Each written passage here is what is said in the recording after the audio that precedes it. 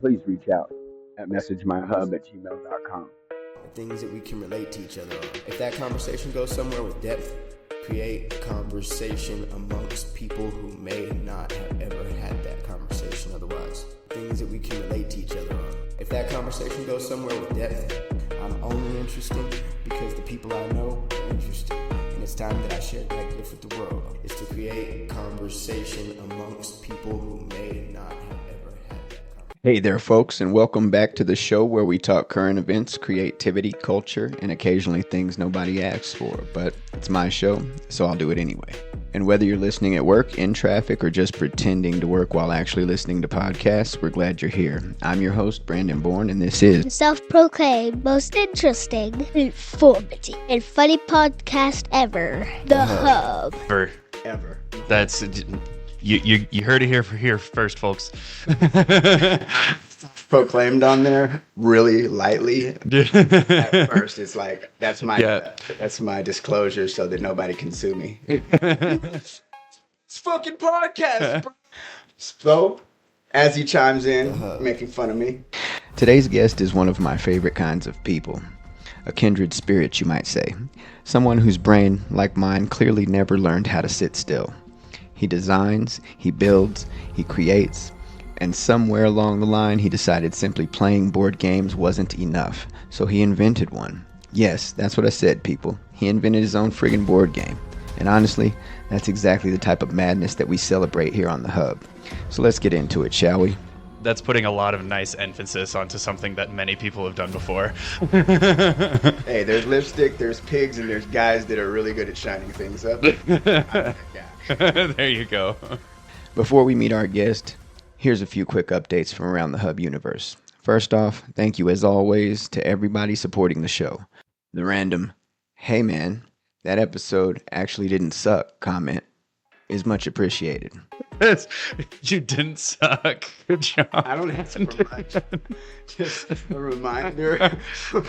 Just as a reminder, we're available across all podcast platforms. So wherever you listen, subscribe, follow, or give us a listen.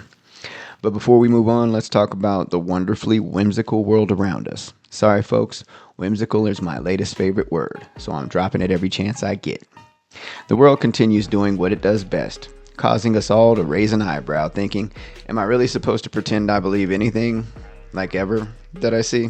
Tensions surrounding the war in Iran continue escalating global concern. And is it not adorable how the average person you meet can suddenly break down international conflict while simultaneously forgetting the issues they were outraged over last week? Meanwhile, President Trump's trip to China produced exactly bupkis, our only actual able-bodied enemy, and the only thing we learned is that our president gives one hell of a Xi Jinping BJ.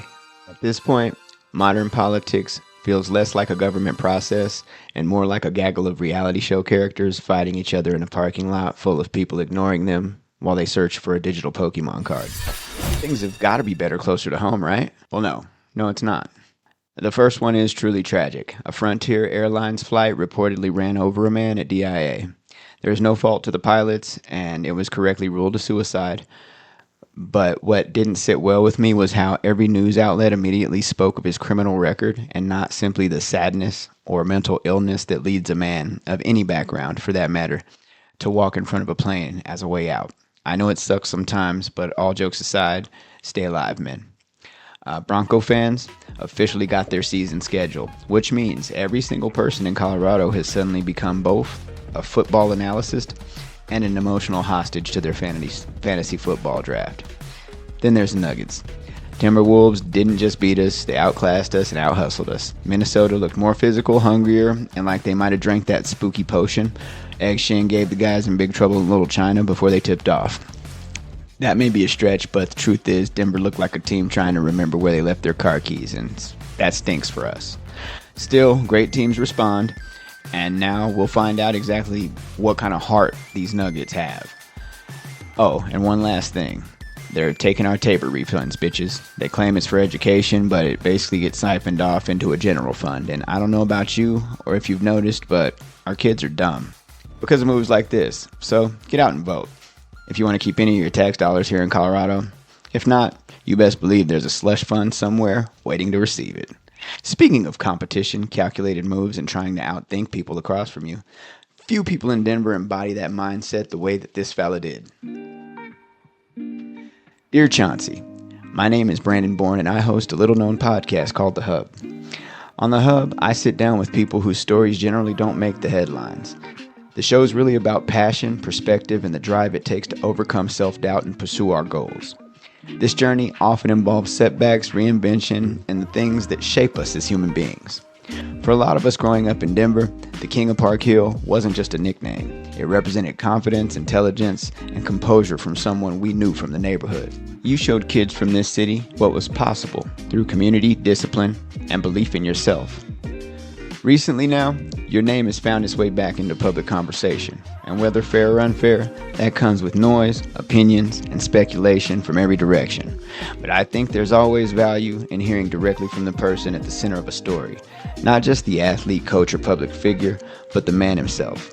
I genuinely love the opportunity to have an honest conversation about life, pressure, and leadership. Your legacy here in Denver is and will always remain solid. So, whenever you're back in town, give me a holler. In the meantime, take it light and be peace, brethren. All right, folks. While Chauncey surely ignores my invitation, let's bring in today's very real guest.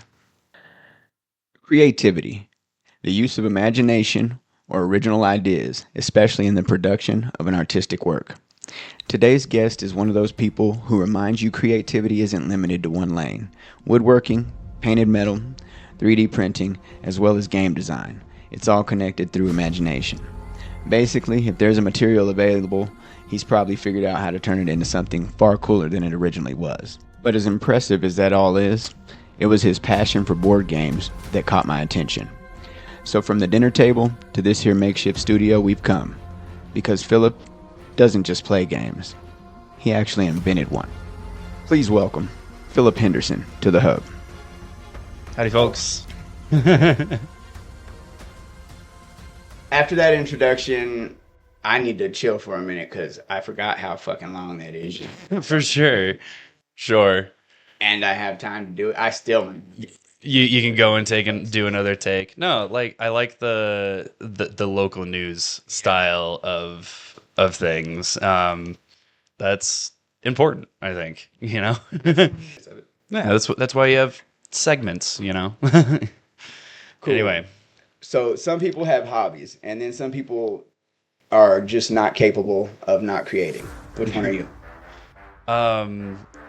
Definitely not capable of not creating. Like, I'm definitely happiest when making something, and like-minded individuals always interest me. And yeah, even like this, you know, you've created a podcast, whether out of just for fun or some other endeavor, but like just being able to do something and contribute to the world, right? Like, right. You know, I've gamed all my life and playing, you know, Risk, Monopoly with brothers and all sorts of board games and card games with my mom. So it's like there was never a time where I wasn't board gaming in some form. And then I got into like modern hobby gaming through a game called HeroScape, and got into more games beyond that, and the collection just ballooned out of control, of course. So like collecting them at this point. I have a ton. I have a few shelves just loaded down with games that all play differently, and they're all different worlds. And just like, at least to me, just like TV shows or movies or something, each one provides a different world, a different space to be in. Is it like books? Because like I didn't read out fantasy for a long time. Like, yeah, I'm a hater. I was like, no, I don't read fantasy books. I like thrillers and this and that, and I'm super cool.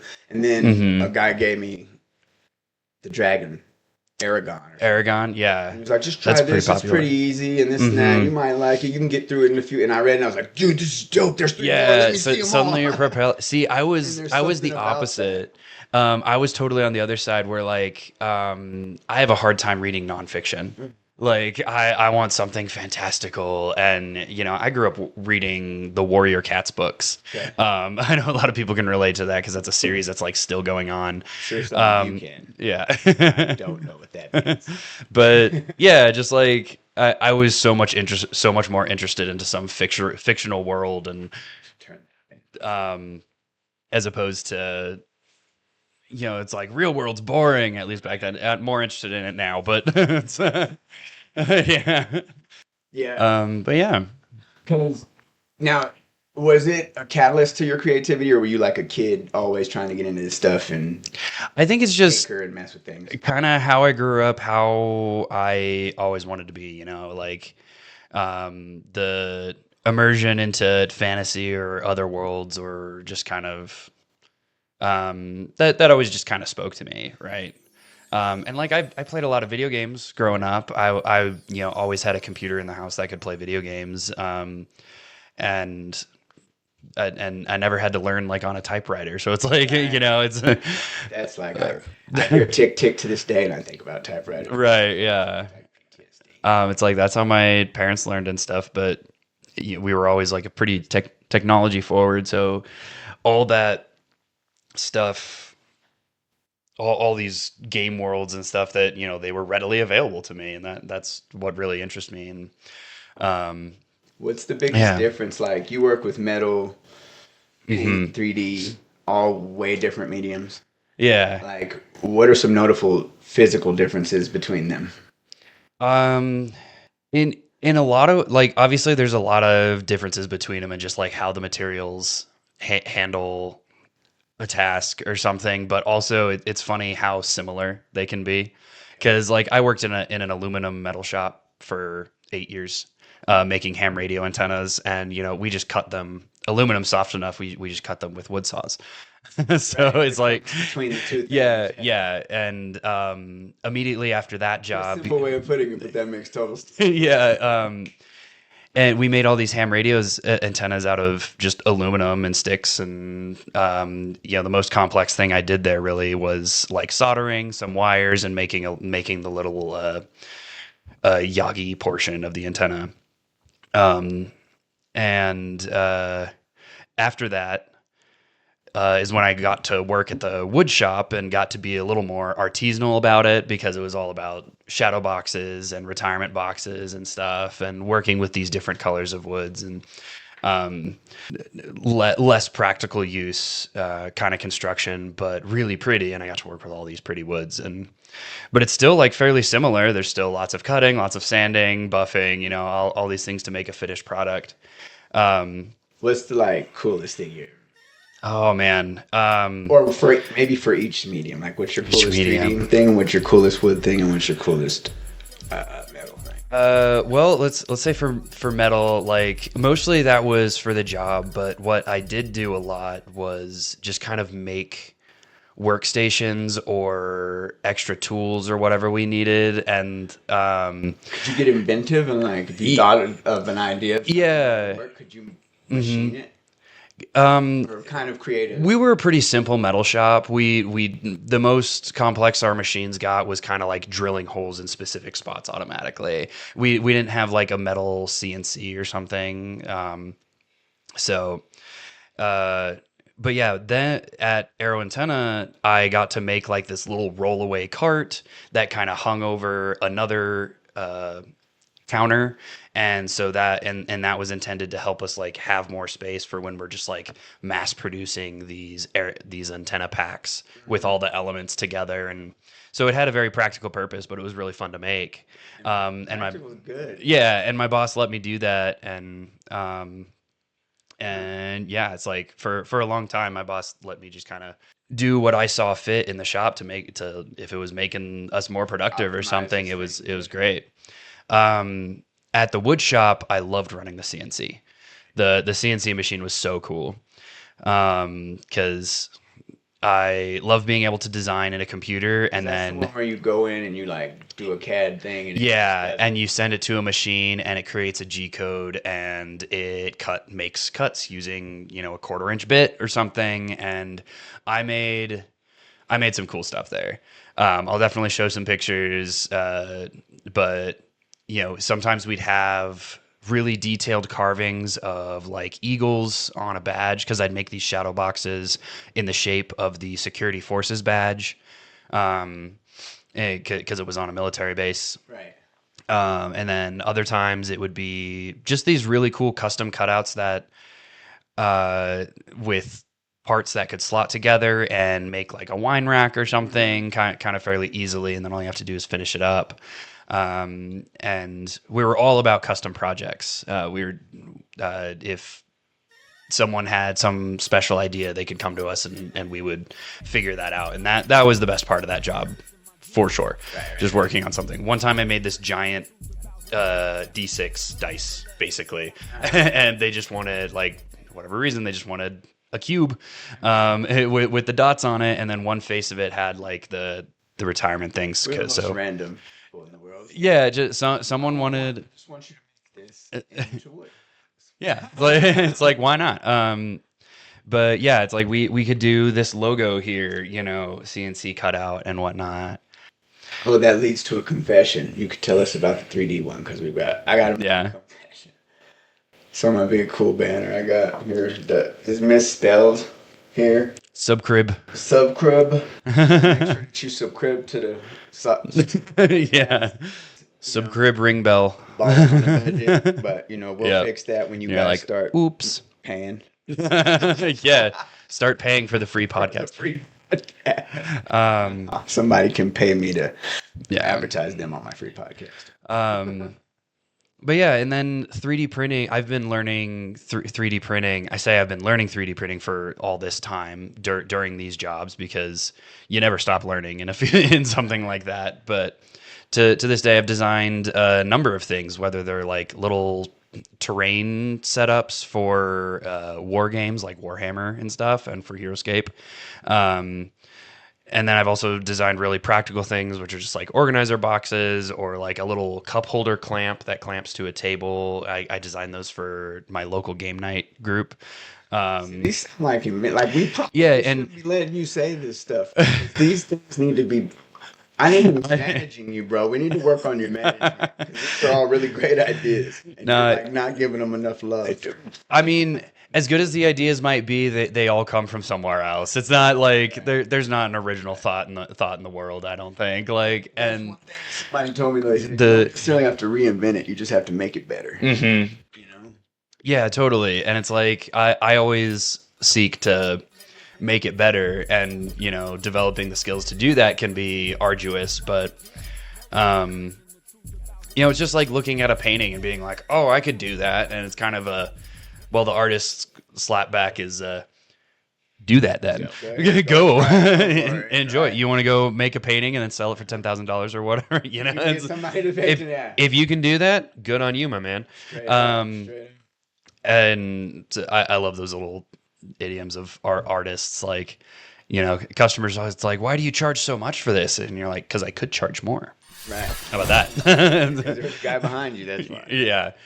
The value of things and just creativity in general, and that nobody respects the it's like you don't have to have the freshest idea. You don't have to have the perfectly unique idea, but you just have to do it and like have some fun doing it, and then likes are someone's gonna want it. So if I can use that to segue a little bit into the Undermakers product, like our biggest seller at this convention this past weekend, we made this little portable chess set, and it's laser cut out of wood and leather, and we sewed them together, and it goes into this little scroll, like twice the size of this. And then my buddy Wyatt designed a custom unique chess set that's like unique to us, but also the pieces still signify the same visual design that chess has been for thousands of years. So it's like, and it was, in my mind, it was perfect. Mason and Wyatt designed this together, and we were putting them together, and we sold so many. Chess is not new. Portable chess is not new. Leatherworking is not new. Laser cutting is not new. But it's like you get these. The reason we started Undermakers is because we each have a unique mind and a unique skill set that we're bringing together to create a product, and they sold really well, and we were super jazzed about it, and we were really happy about that. So it's like, I didn't even like design and fully make that one, but that's to this day, one of the coolest things that I've made. Like, I've made it with these other guys. And I have my own little chessboards. I've been making chessboards out of cedar and oak, like many woodworkers do. And they come out beautiful. I love working on them. They're expensive because they take forever to make. So it's like we sold way more of the leather chessboards than we sold of mine, but I'm really happy that we sold any of mine, because somebody wanted them. And I don't know. It's really cool. It's really cool to create something.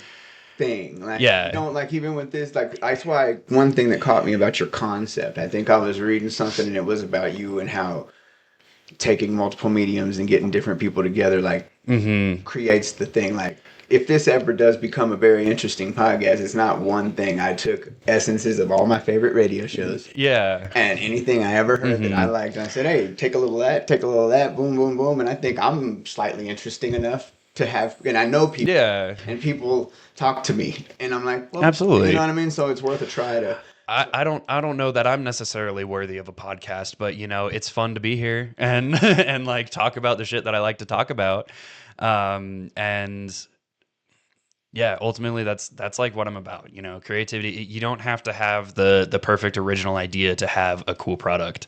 You don't have to go to Shark Tank and find some schmo to give you $1 million to start your company.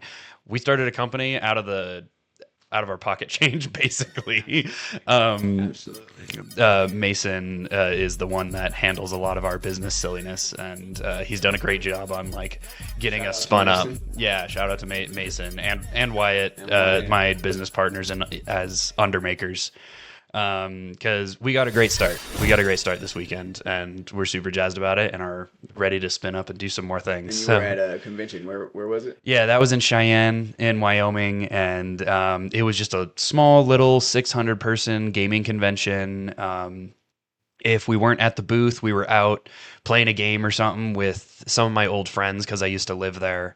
That's where the metal shop and the wood shop were that I worked at. Those of you that don't know, we are recording on the first day of Fan Expo, I think. Thursday, May 28th. So it's kind of the season for... Yeah, this is very much convention season, and if we were a little bit more ready, we'd probably have more of these cons on our book. But you know, we're getting around. You know, three schmucks, just kind of putting things together. We'll figure it out. Hey, good luck for the schmucks. I love it. Yeah, I'm looking forward to it. Now, this was the part that hooked me. You got something there? I was about to pull up the Undermakers website because I've got a little blurb on there. It's not much of a website yet, but I feel like it embodies just what we're about. And this might be what I was reading when I thought of that. Maybe, yeah. Want me to read it? Go for it, please. We are the Undermakers, a workers' co-op that works together to unlock creativity and enable creators to do what they do best. Every purchase of product or service supports creating artists and workforce directly. That's awesome. So yeah, that's just like a short blurb. That's not even like our official motto, but it's kind of the philosophy that we started in making Undermakers, having Undermakers be a thing. So you can find us at theundermakers.com and the website is up and everything. We repeat it. And we'll make sure that we repeat that many times before this is all over. So yeah. Get ready. But we've had a blast, and mostly we're just like three guys who like to fix stuff, make stuff. The garage that we work out of, you know, you should see all the things that we do and all the things that we've messed around with. So, yeah. And this is the part that I thought was insane. People get bored with board games, so they switch to something else. You decided to make your own. Yeah. I don't know why people get bored of board games. I think board games are the best and awesome. Oh, and so if I get jumped by like 20 down the street, it's your fault. No. No, I love board games too. My son's at Fan Expo right now, actually. Nice. Yeah. But yeah, like board games aren't for everybody. And it's like, I play really simple ones. I play really complicated 4-hour board games. And you know, it's That's sort of my question.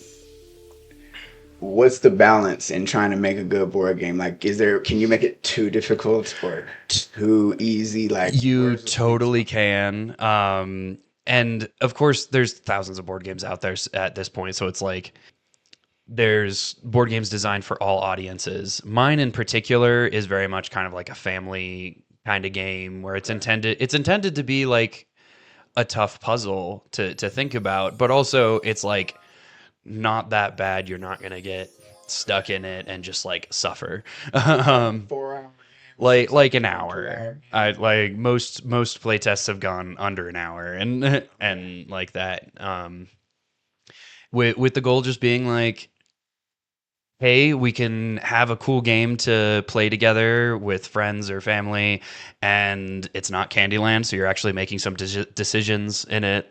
You know, that's the key. The decision space within board games. That's what excites people. Is that what creates the interest? Yeah, and it's like, Where can I put me in it? In yeah, the story, kind of. yeah, exactly. And some games are pretty abstract in that it's like, oh, this is just a puzzle. Maybe it has a cool theme on it, but it's ultimately just like a puzzle of where do you put these pieces to score the most points or something. But other games are really thematic and combative. Catan being, one of the most widely known ones out there. You have the trading element of it, and that's where the game is. Like, you trade well, you do well. Not like a dungeon trade or a different trade. What's the difference between that type of a trade that makes it so interesting? Or is it any type of a transaction? Well, in Catan, an action after the transaction. Yeah. In Catan, you're trying to get to 10 points, right? And you get points by building structures. And to build those structures, you need the 5 resources. The like check. We free. Okay. So you have to build the structures, and then to build the structures, you need the resources, which come out randomly to some degree.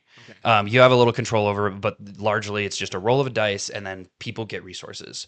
So if you need resources that someone else is generating, you have to trade for it. If you have sheep, you need to trade for wheat or whatever. Right. And there's a certain set of the resources that makes a settlement and then a city.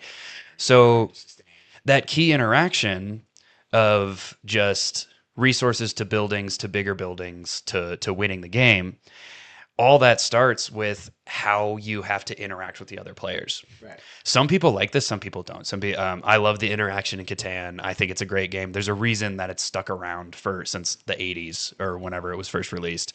And Catan kicked off the whole Eurogame idea of, because it came out of Germany. Okay. Now, what's Eurogame as opposed to just regular board games that I'm thinking? I mean, largely, it's such a general term. It really just means like an actual culture, kind of. Yeah, like this is a game that came out of Europe. Okay. Because 80% of the games that exist today came out of Europe. Okay. Like you would see animation, Japanese animation, because majority. Yeah. It's like anime is just Japanese for animation. It's not a genre. Right. It's a yeah. But a lot of people, American designers, call their games Euro games because they're inspired by that style.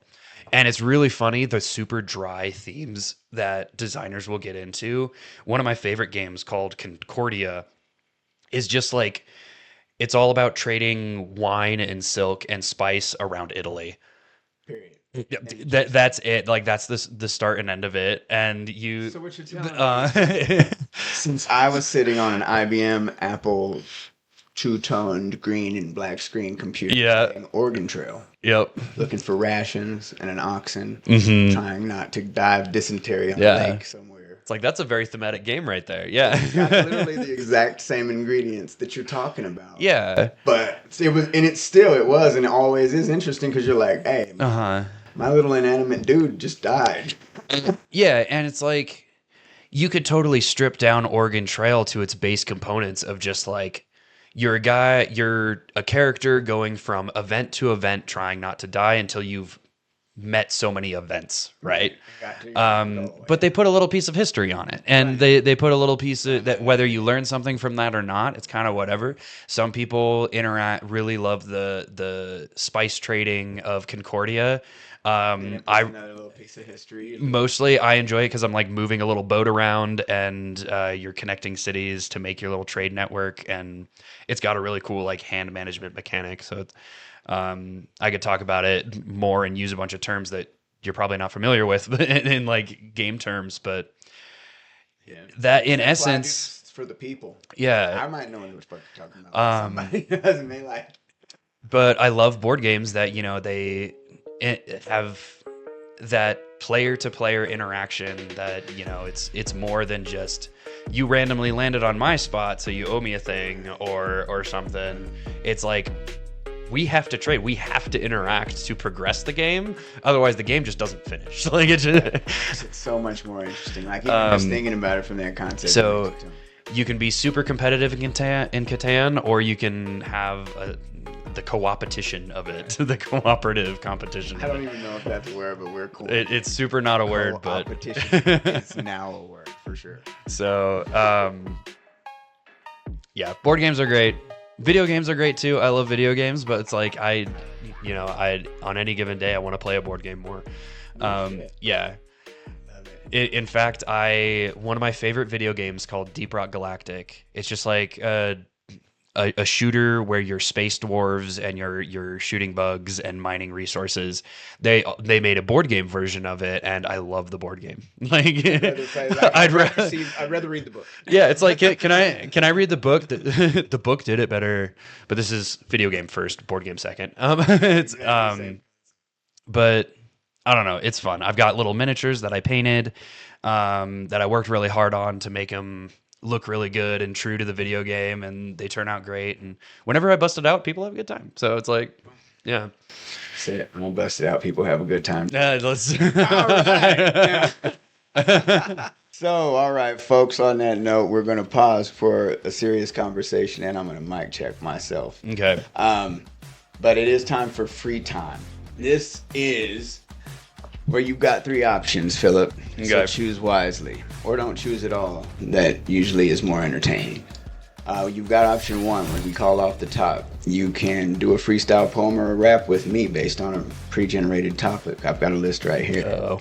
If you want to bust a rap or get our poetic on, we can do that. Option two, on the spot, a completely improvised skit. So I've also got a list of scenarios here, bro. So it's on both of us. So we'd have to make up a skit to one of these things. Or third, this is for the shy types. Rapid fire questions, no hesitation, first answer only. We can go through some quick question answers. I'm gonna totally trash myself, but we got to do a rap together. We got to do a rap. Yeah, I'm gonna. My improvisational skills are not a thing, but like we're totally gonna rap together. I'm so excited. You're literally the first person who thinks a mortgage broker. Mortgage broker, yeah. Rap. Stay tuned, folks. It's going down. You will be hearing something extremely entertaining, just like this stuff we're talking about. Oh Lord, I'm gonna ruin myself. Hello. Hello. Newest rap trio. Rap duo. Talking a lot. Up Talking here. Here we go. It is. It's recording it. Oh, it's working. Okay, sweet. Cool. Bet. All right.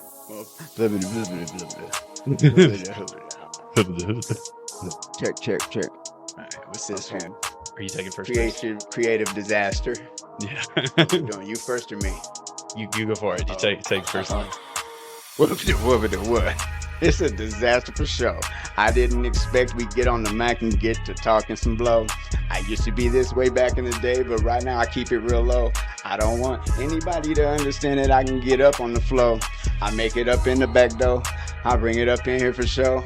I didn't tell anyone that he was coming down here and gonna be on my show. But now we got my man Philip and he's up here across from me and we gonna go show everybody how it goes on the hub and everything in the hood gonna blow.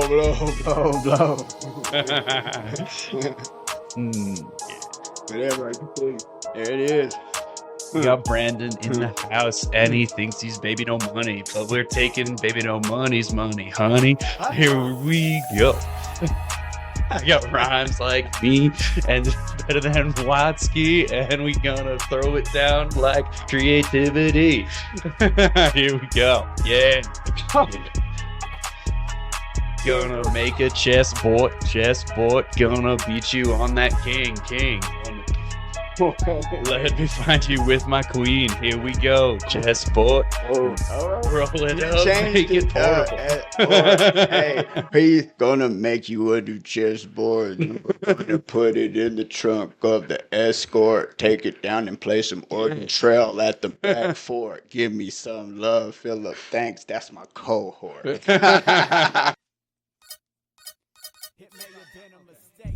All right. Okay. We're back.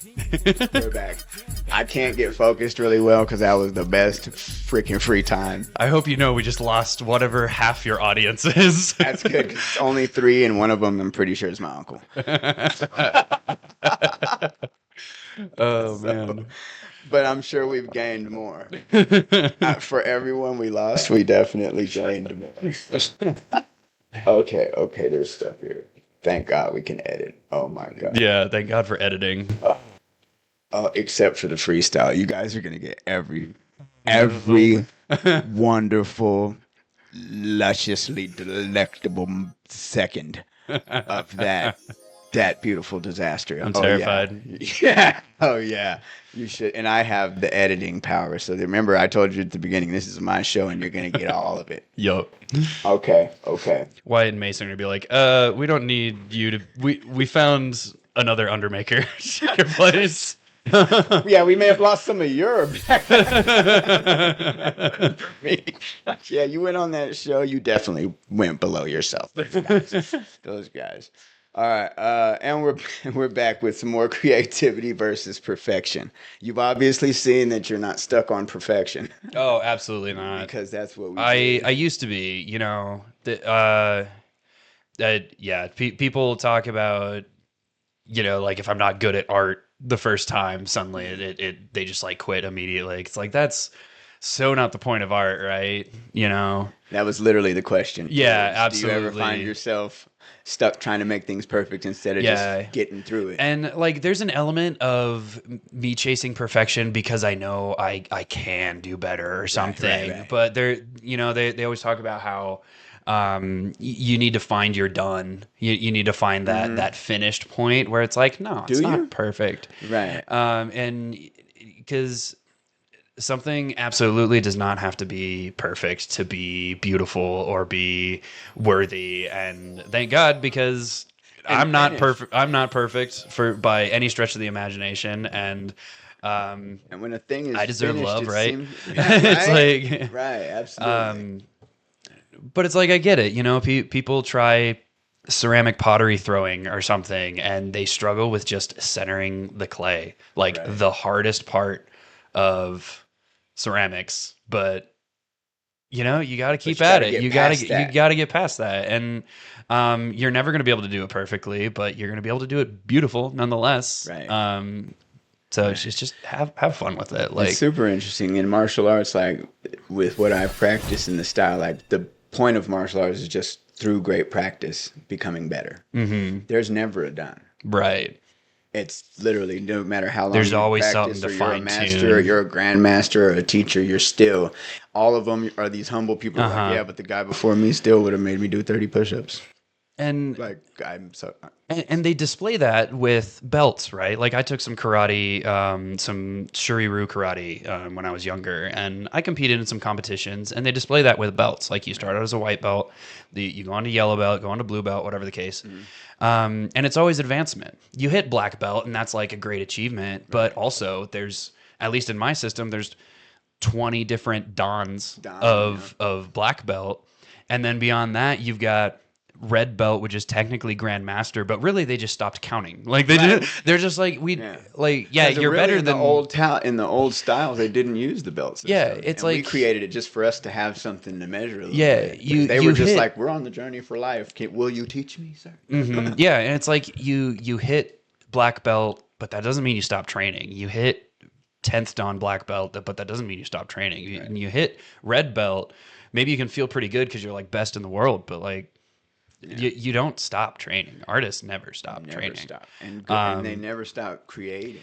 And you know, and we think about great artists that we know now. You know, everybody knows Van Gogh, right? Or Van Gogh, if you want to pronounce it French correctly. Just but for people who don't know Van Gogh. Yeah, there you go. The ear tribute.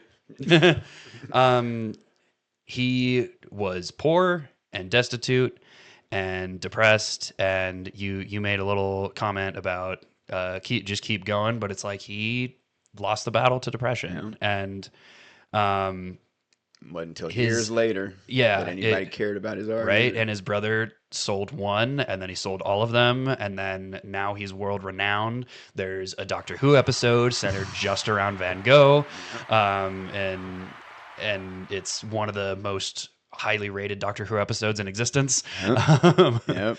And it's like we revere this man, and but nobody thought he was good. Like, but he still did it. Like, he did it because he enjoyed it. He did it because he's an artist and he wanted to create, and it wasn't with something he could do. Yeah. And some of his greatest paintings came out of when he was healing. I learned that recently. So the eras that he was painting, all the paintings that you know, that you recognize and are like totally world renowned in museums everywhere. Right. It was because he was, you know, with his therapist, and like he was healing. Interesting. Ultimately, he lost a battle to depression, but you know, whether that's attributed to lead poisoning in the paint or something, it's like he was a great man that was unrecognized. Right. And that's what we fault. Like, sometimes we can forget the greatness of a person because of like a choice or something negative in their past or something. Mm-hmm. It's like, don't miss the point or the gift or the lesson through like dismissing that person. Yeah. You know what I'm saying? And it's like, life truly is beautiful in a way. And it's like, I'm lucky enough to have a certain set of people that are appreciating my work and purchasing it. some chessboards at a random convention, whether they're my friends and just like supporting me, but like some people I didn't know bought some stuff. So I was like, awesome on me, you know, like I've made my mark. But it doesn't mean I stop. Right. It doesn't mean you stop. And beautiful. Because you can't, like I said, that's the thing about creative people. We just really can't give it up. I truly would believe that, like, I can't, because the times where I haven't been creating, those are my lowest points in my life. Like, those are when I'm in my head the most, and I feel like I'm just not producing. Not that your worth is tied to how much you're producing, but it's like, sometimes your work is your production. Though. Like, without a job, it's just having that thing to do that gives you the value of yourself. And before I get too far away from that, like, I create for myself too. Right. Like I don't always sell my creations. I have some things that I will not sell. Right. And it is truly, I have the piece that I call my vanity piece is a wood version of a board game made by Kurt Vonnegut. And I tried my absolute hardest, spent hours and hours and hours making this beautiful board that I absolutely love, and it will remain with me forever. Maybe someone could commission me to make one similar to it, but it's not going to be the first one, and it's not going to be that one. And also, you're going to pay out the rear end for that. Like, that was hours, but I'll send you a picture of that to throw up because I'm super proud of it, super amazed at it. Kurt Vonnegut is another inspiration of mine. So I tried to research some people that were, I almost like the Dear Dream Guest. That's a little, I do a letter to an interesting person or celebrity that'll never say yes, basically. And I tried to look up some board makers, and I had a Matt something guy that I almost was going to use it, but I felt a little disingenuous because I'm not in the... Sure. Really, you're just kind of like not. I'd have been field. just kind of making it up. It wouldn't have been like I know anything about it, so I'm weird like that. That's one of my little things. Well, I mean, yeah, some of it's gonna be like, how good of a show is it gonna be if you don't know the questions to ask, right? Like, and there's some board game podcasts out there, and they have all sorts of guests and stuff. I'm taking a class right now with a guy named Emerson Matsuchi. Okay. And he's a really cool guy, really nice, and like he probably would show up on a podcast if he had time. But he teaches classes, and he's a really prolific game designer. And I've played a few of his games before, like meeting him. And Do you want to share the name of your game that you made or anything? I'm sorry, Your game that you made. what Do you about want to it? share like the name of it or anything? Oh, sure. It's not published, so it's We'll sort of work being on that. I'm redesigned. going to assume these management positions. Yeah. So it's like it's not available for purchase, but it's called Sansui, which roughly translates to mountain water in Japanese. The full word, it's a shortened version of the word Kare Sansui, which translates to dry garden, or more colloquially known Zen garden. Okay. So the whole game is about making a little Zen garden. You draw in the sand that's already in your garden. You place bamboo, you place rocks. You sort of sort out your little pieces that you draw. And it's fun. It's fun. I was messing around with mechanics. It's iterative of some other games that I really like, and that's okay. That doesn't bother me. I'm trying to change it now to where it's a little more self-producible, and maybe I'll have it on the Undermakers site one day. But it's inspired by Sudoku because it's a little 9x9 grid, and so the scoring system is like how well you sort of fit the Sudoku puzzle. It's cool. I really enjoy it. My mom did all the artwork for it. She did a whole bunch of watercolor paintings for me that I then photoshopped onto pieces, onto cards. Okay. I've taken a look at them too. It's really Yeah, cool. yeah, It's really cool. it's really pretty. And if it ends up being that like that's just for me, like I'm okay with that. Like that might just be for me. Certainly the current version is just for me because the produced version I think is going to be a bit You'll different. have to change things. Yeah, to suit and people I think it's going to be a lot less focused on my mom's art, which I like because it's going to be simple, but I don't like because it's not her art, and that's really special to me. Well, we're representing it right here. Yeah. Miss Barb, and we know how, and people will know where the original art is. So, but I still have those prototypes, and they came out great. And Dope. That's awesome. That's awesome. Face to face. Board games, video games, all these different things are happening right now, but board games is one of the few things that actually puts people in front of each other. Mm-hmm. And for some reason, that sort of seems to be coming back in style. yeah, Why do you think people crave that right now? And what do board To put games it- bring to the table? to boil it down to the most basic is I think just people crave connection. You can be as introverted as you want, but like we're still social creatures and we survive in societies no matter how small they are. And board games are an interesting facet in that it's just like it's a version of play.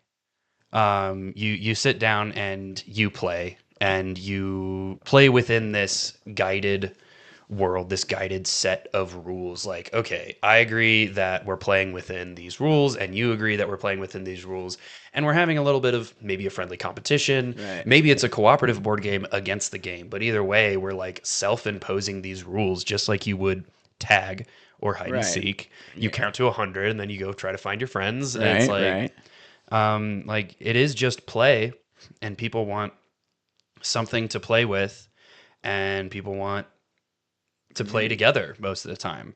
I feel like even more so than like what I would call the golden age of board games, because there's so many, role-playing games have hit a stride that I don't think Gary Gygax, the creator of Dungeons and Dragons, ever would have expected. Would he have been sitting somewhere thinking that right now It's like there's thousands of people on the way downtown? not based on an 15 years idea ago of when him. I was in high school, like I wouldn't have necessarily been made fun of for playing Dungeons and Dragons, but I certainly couldn't have yelled Dungeons and Dragons in the lunchroom and everybody know what you're talking about. Right. But And from but now boardrooms it's to like, bus drivers to everything. Yeah, You've got it's people that are in the lunchroom like, hey, bro. everybody. And you get people who are talking about their characters. They fall in love with the story that they created. They fall in love with the story that the DM kind of put together. And ultimately, boiled down, role-playing games are just that. It's role playing. It's pretend. It's a world that doesn't exist. You assign numbers to like stats and stuff, but ultimately it's like you don't need that. You're playing pretend. I hit you with my sword. You're like, well, I've got my sword blocking shield. Kids and like playing on the playground, just imagining things. But we're creating stories together in a community that can really appreciate it. And I love video games and I love playing multiplayer video games. But like it's of course less imaginative, but you can still immerse yourself in that world. And everybody kind of plays their own way. Some people want to play something like Skyrim, super true to a character and like feel epic, and then other people are off goofing off and like, what's this direction? It's like, it's like, I'm gonna see how much stuff I can steal from the guard while he's facing that way. And it's like it's role play in essence. Even the board games that I most commonly play, Sansui, a game about being a gardener, being a monk, maybe being someone who's creating a Zen garden, and I have a little score system on it, but ultimately by the end you're intended to just kind of like be chilling. You just make something pretty, like you're just trying to make little swirls in the sand. You're trying to put bamboo in places and organize it properly. It's like, I like that idea a lot. And it's do you have any background as far as there a reason that you made it like a Japanese game, or that you lean towards those sort of ideals in it? I mentioned I was in Shuriru Karate. Yeah. I've always been into like anime. I grew up watching like Full Metal Alchemist, and which super popular one. And so it's like I've always been kind of like interested in Japanese culture and stuff, and I want to travel there one day. I haven't been able to yet, but Japanese was like my language of choice in high school when it was offered, instead of like Spanish.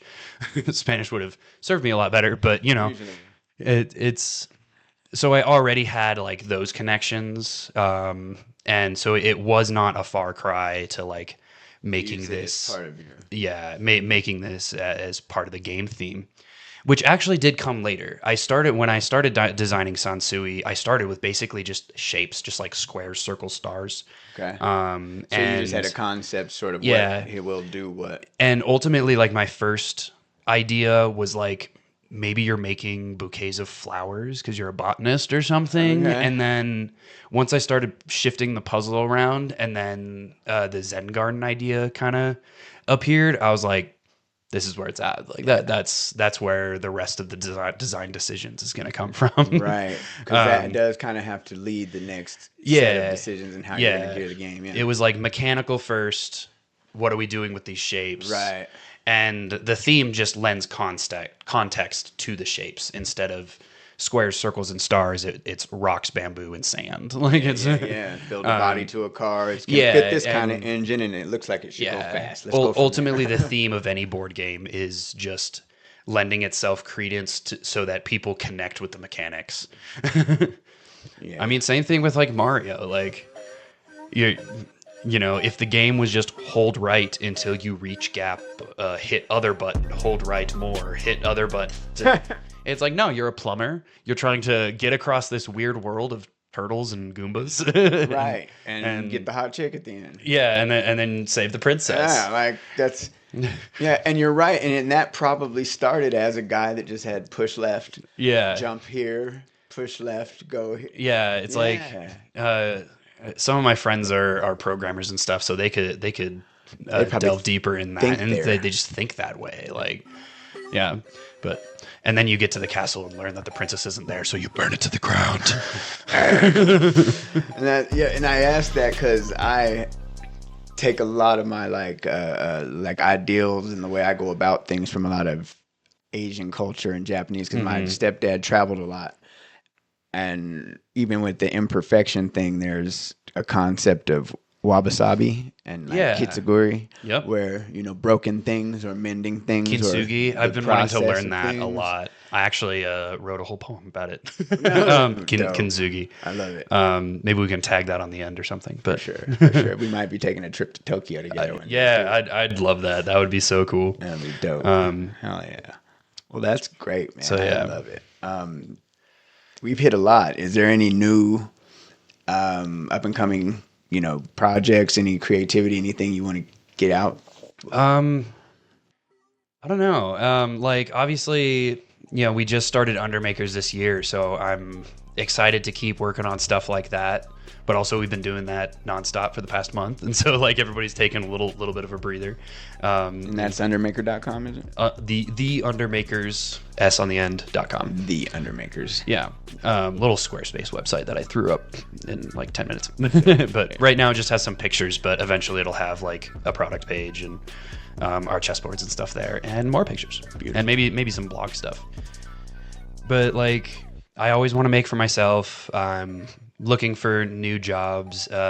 Lately I've been, it's funny, I took a job at a local game store / cafe. And so I make coffees for people, and I've been getting really into that. Actually like enjoying that, you know, brewing coffee properly, like barista. At the convention, I got to know Ethan, who started Dragon Roast Coffee. Okay. So they actually like mix the beans, and a couple days ago I got to tour their facility, and they showed me like how they roast the coffee beans, and that was the first time I was ever close to that. I was like, oh man, this is another cool. process to like, freak out on. You're like, oh, this is kind of cool. It's so cool. And you know, I'm an everyday coffee drinker for sure.